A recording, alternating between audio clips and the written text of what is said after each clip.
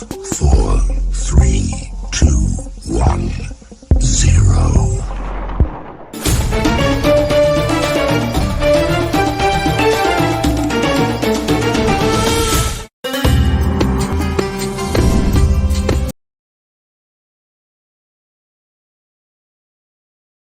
Alhamdulillah ulun dapat tugas daripada guru ulun, seorang mursyid kamil mukamil, Sultanul Aulia fi zamanih al-arif billah, Bahrut Tariqah, Syekh Ahmad sahibul wafat Tajul Arifin. Beliau bertempat di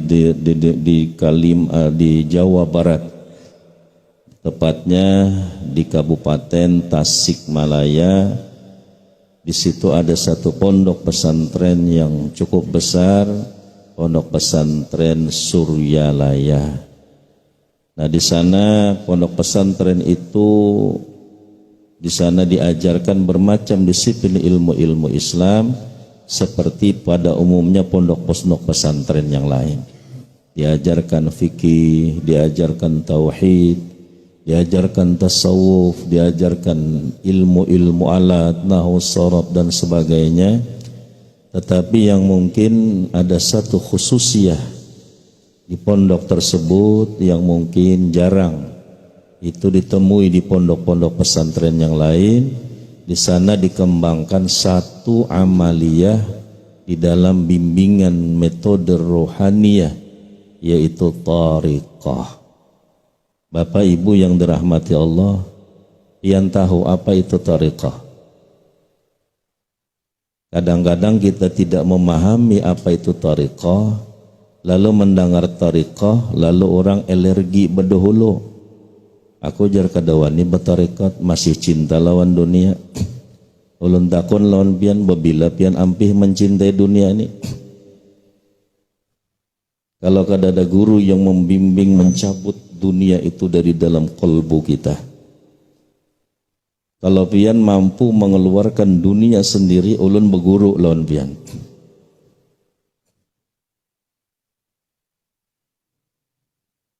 Nah, di sana dikembangkan satu metode thariqah. Thariqah itu apa pian? Biar kita tahu agar kita jangan menyalahkan sesuatu yang hak di dalam kehidupan umat Islam. Thariqah itu ialah mazhab di dalam ilmu tasawuf. Dalam fikih ada mazhabnya. Mazhab dalam fikih ada berapa? Ada 4 itu yang mudawwanah, yang ajaran imam fikih itu dibukukan. Dahulu berkembang banyak mazhab dalam fikih. Ada mazhabnya Rabi'atul Adawiyah, ada mazhabnya Sufyan Sauri, gurunya Imam Maliki radhiyallahu anhu. Ada mazhabnya Abu Daud Az-Zahiri, ada mazhabnya Sayyidina Abu Bakar. Jadi banyak mazhab dalam fikih. Tetapi yang mudawwana, yang ajarannya dibukukan, itu hanya 4. Yang paling tua siapa, Ben? Imam mazhab dalam fikih yang paling tua siapa? Imam Abu Hanifah Ibnu Nu'man. Lahirnya bila? Kurang lebih tahun 80 setelah hijrah Rasulullah sallallahu alaihi wasallam. Beliau lahir pada masa tabi'in. Imam Abu Hanifah Ibnu Nu'man, beliaulah yang pertama menulis kitab tentang masalah fikih. Yang ini ngarannya rukun merukun dan sebagainya itu. Yang pertama menulis Imam Abu Hanifah Ibnu Nu'man. Hanya yang kedua Imam Maliki radhiyallahu an. Lahir bila Imam Maliki? Tahun 93 tahun setelah hijrah Rasulullah. Imam Maliki termasuk lahir pada masa tabi'at tabi'in. Ada khilaf ulama mengatakan lahirnya pada masa tabi'in. Ketika itu tabi'in masih hidup, sahabat masih hidup, jadi disebut dengan tabi'in. Imam Maliki ini istimewa, Ben. Apa istimewanya Imam Maliki? setiap malam beliau bermimpi bertemu Rasulullah sallallahu alaihi wasallam. Ada lagi imam yang ketiga, Imam Asy-Syafi'i rahimahullah, yang masyhur di Asia. Di Indonesia ini bermadhab Syafi'iyah. Imam Asy-Syafi'i imamnya, para pengikutnya disebut dengan Asy-Syafi'iyah, orang yang bermazhabkan madhab Syafi'i. Kayak apa mandi wajib kita, kayak apa wudhu kita, bagaimana rukun puasa yang ditulis oleh para ulama dalam kitab-kitab, itu bermazhabkan Imam Asy-Syafi'i. Yang paling muda, yang paling anom siapa? Imam Abu Hanifah, Imam Ahmad bin Hambal, atau yang masyhur dengan Imam Hambali. Padahal abahnya yang Hambali, yang anak bernama Ahmad bin Hambal.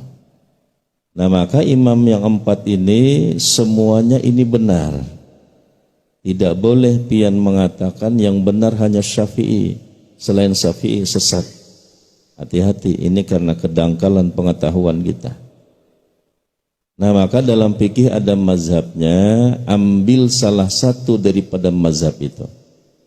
Hendak maka yang mana kita? Hendak menurut mazhab Maliki, silahkan. Kalau Maliki, aurat menurut Imam Maliki apa?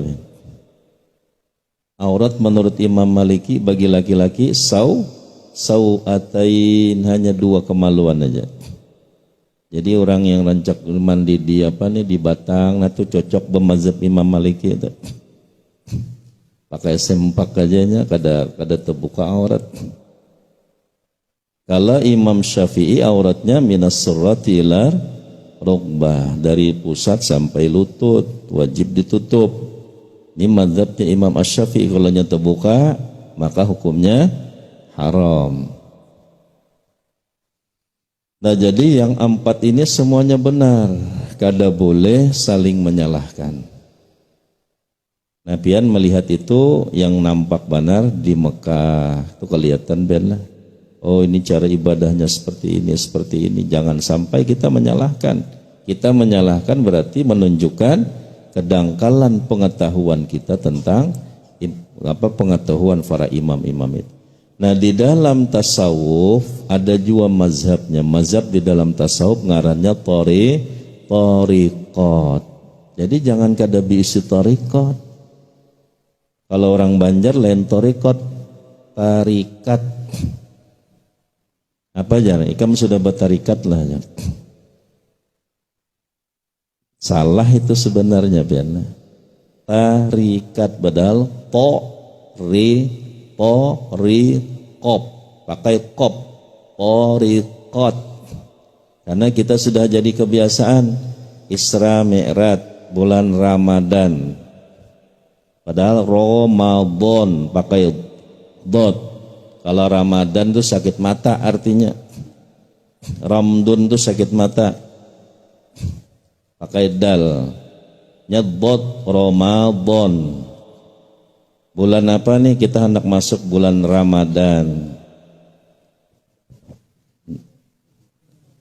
Yalah, bulan sakit mata. Ramadan yang benar. Kalau orang Arab bingung dengar nih, bulan Ramadan bulan apa Pak aja? Di Arab kedada bulan Ramadan, bulan Ramadan. Cuma sudah jadi umum kita biarlah. Tarikat jasudin. Padahal yang benar tariqah. Nah, jadi tariqat itu adalah mazhab di dalam ilmu tasawuf. Ada berapa tariqah yang berkembang di bumi ini? Lebih dahulu itu lebih 300 tariqat. Jadi di bumi ini lebih 300 sebenarnya. 300 mazhab di dalam ilmu tasawuf. Nah, diseleksi masuk ke Indonesia oleh fakar tariqah di bawah naungan tariqah Al-Mu'tabarah An-Nahdiyah, di dalam naungan Nahdlatul Ulama. Itu diseleksi yang mana yang boleh diamalkan umat Islam di Indonesia. Maka yang boleh diamalkan hanya 46 tariqah. Silahkan pian pilih. Anak ngarannya Samaniyah, anak ngarannya Junaidiyah, anak ngarannya Asy'ariyah, anak ngarannya Thariqat Al-Maturidiyah, anak ngarannya Thariqat Qadiriyah, Naqsyabandiyah, Syadziliyah, Anfasiyah, Muwafaqah, banyak benar thariqat. Ada 46 yang diseleksi sudah boleh diamalkan. Dan jangan kada berthariqat. Kalau pian tidak punya thariqah, seolah-olah pian tidak punya jalan. Orang yang tidak punya jalan, ketika dia ingin berjalan, maka inya mengira-ngira. Bahasanya seperti ini pian. Pian maulah wiritan, sebagai jalan, dengan jalan itu pian bisa lebih dekat kepada Allah. Dengan jalan itu pian mampu tasfiyatil qulub wa tazkiyatin nufus, membersihkan kolbu dan membersihkan nafsu. Pian maulah seorang, kira-kira bisa sukses kada pian? Ternyata sudah diamalkan berapa tahun, kau kada ada menghasilkan apa-apa, ganti lagi. Sedangkan umur terus berjalan, sudah semakin mendekat kepada azal. Pian amalannya bongkar pasang, mencoba-coba, karena kada mau mengumpati jalan orang yang sudah sukses. Dengan jalan itu dia mencapai kedudukan yang tinggi di sisi Allah. Seperti itulah para aulia Allah. Maka para ulama berkata, al-itba khairun minal ibtida. Mengikut itu lebih baik daripada membuat sendiri. Lebih baik mengumpati orang yang sudah sukses daripada pian baolah seorang.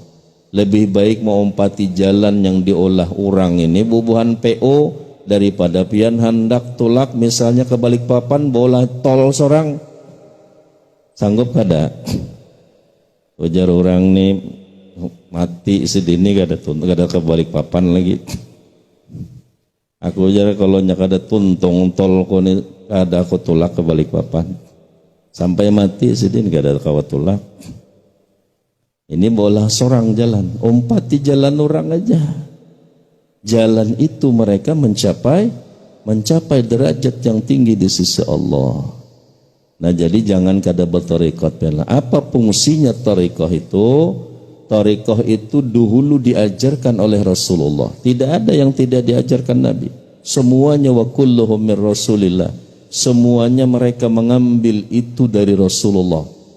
Nah maka Rasulullah mentalkin, mengajarkan zikir kepada sahabat itu tujuannya litasfiyati qulubihim, untuk membersihkan kolbunya para sahabat. Pian membersihkan hati pakai apa pian? Ini umur kita ini mungkin ada yang 50, 60, ulun 46 sudah pian.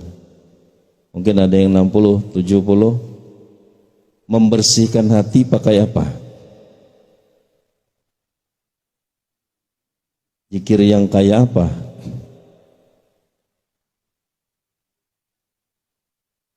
Nah maka kita perlu guru. Yalah, Rasulullah pun mengajarkan zikir itu secara khusus kepada sahabat.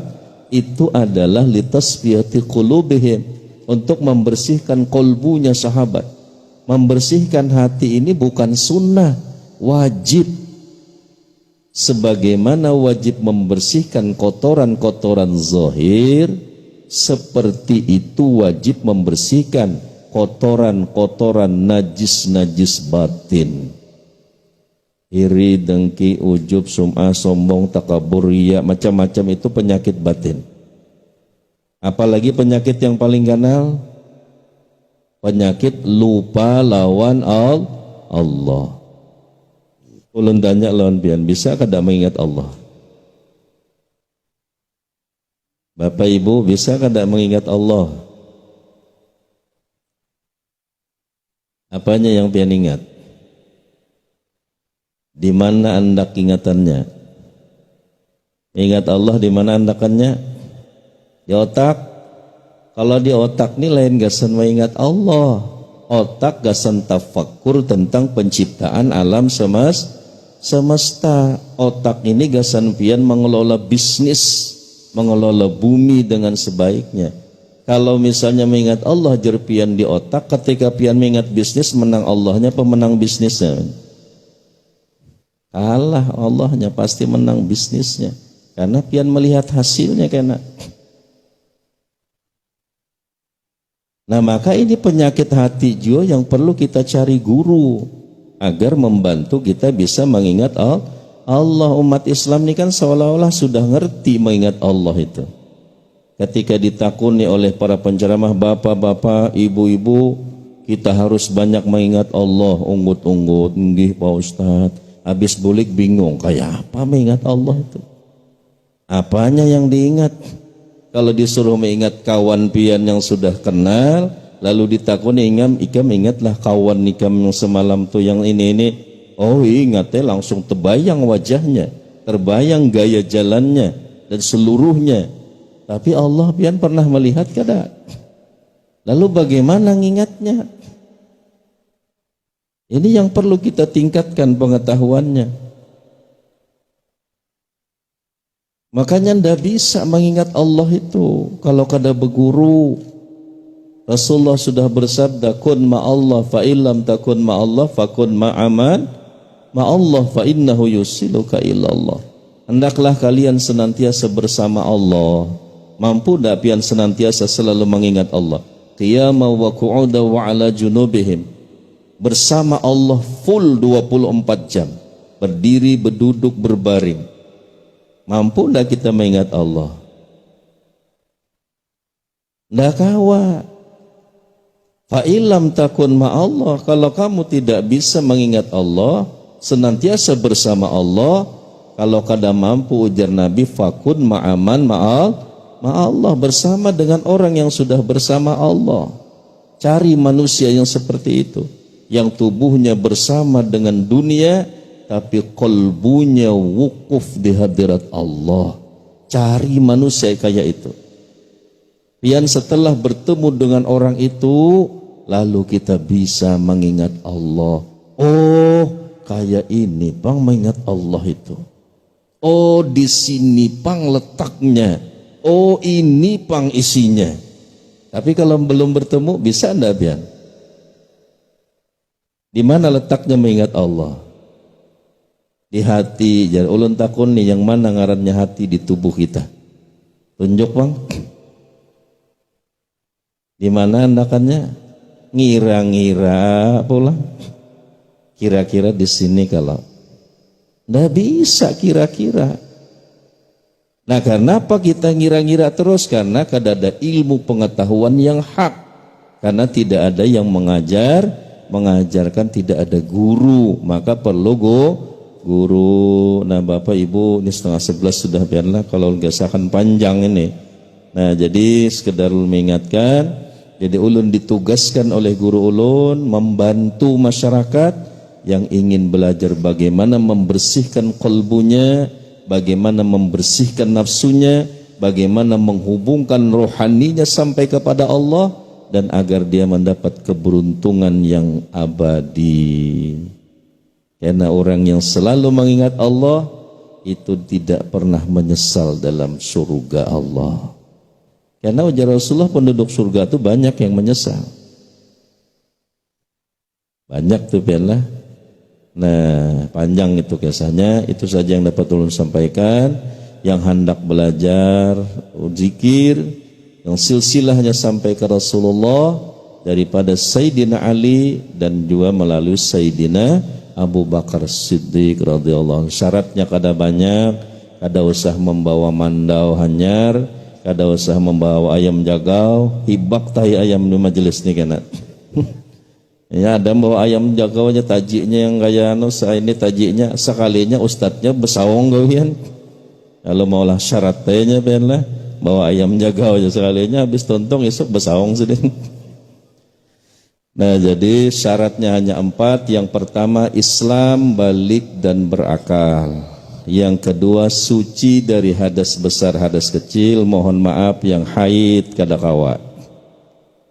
Yang ketiga meminta, karena Sayyidina Ali secara khusus meminta zikir tersebut kepada Rasulullah sallallahu alaihi wasallam, Yang keempat, siap mengamalkan. Pian berzikir kesan pian, zikirnya sudah digurukan secara khusus. Kualitasnya berbeda dengan sesuatu yang tidak digurukan. Setelah berguru pian menjadi alim tentang zikir kepada Allah, walaupun tentang nahwu sharaf pian kada alim. Maka hal yastawil alim wal jahil, samakah orang yang ada pengetahuan dengan yang tidak memiliki ilmu pengetahuan? Yang ini zikir berguru secara khusus, sanadnya sampai ke Rasulullah. Yang ini berzikir tanpa berguru, dengar-dengaran, umpat-umpatan, kualitasnya jauh berbeda. Kita ingin kualitas apa kuantitas kan? Ingin kualitas. Sekali baca ini 1000, mungkin masih harat yang sekali. Tanda tangannya halus saja, duitnya 1 miliar. Yalah. Yang ini habang bahu muha memikul semen seterak 100.000 aja diberi orang. Yalah, mudah-mudahan itu saja yang dapat saya sampaikan. Yang hendak, kalau batal silahkan wudhu dulu. Assalamualaikum warahmatullahi wabarakatuh.